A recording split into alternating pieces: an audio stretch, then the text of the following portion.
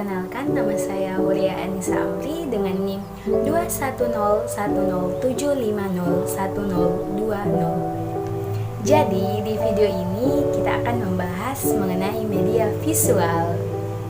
Selamat menyaksikan. Kalian tahu tidak sih apa itu media visual? Media pembelajaran visual adalah media yang hanya mengandalkan indera penglihatan, di mana media ini menampilkan materinya dan alat proyeksi atau proyektor. Contoh media visual yaitu media grafis, buku cetak, modul, dan lain sebagainya.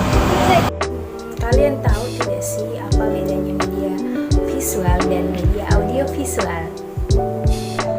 Media audiovisual adalah jenis media yang selain mengandung unsur suara, juga mengandung unsur gambar yang dapat dilihat, seperti rekaman video, berbagai ukuran film, slide suara, dan lain sebagainya. Kalian tahu tidak bedanya antara modul dan buku cetak itu apa sih?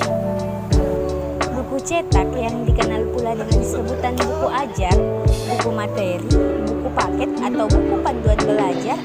Biasanya buku ajar disusun dengan alur logika sesuai dengan rencana pembelajaran, bersifat mindful yang berupaya untuk memberikan perspektif baru bagi peserta didik.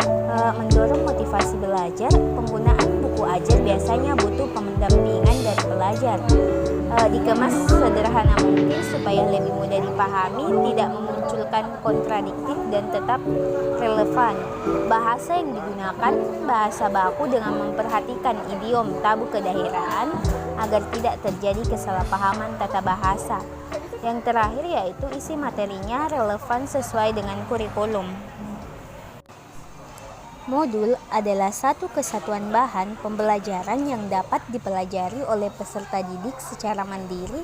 Di dalamnya terdapat komponen dan petunjuk yang jelas sehingga peserta didik dapat mengikuti secara runtut tanpa campur tangan pengajar.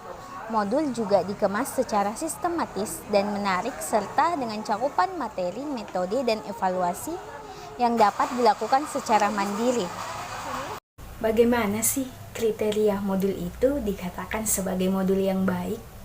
Modul yang baik adalah modul yang di dalamnya terdapat self-instructional, yaitu melalui modul tersebut peserta belajar mampu membelajarkan diri sendiri dan tidak bergantung pada pihak lain. Dan ada self-contained, yaitu seluruh materi pembelajaran dari satu unit kompetensi yang dipelajari terdapat di dalam satu modul secara utuh. Ada stand alone atau berdiri sendiri, yaitu modul dikembangkan tidak tergantung pada media lain. Dan ada adaptif, modul hendaknya memiliki daya adaptif yang tinggi terhadap perkembangan ilmu dan teknologi.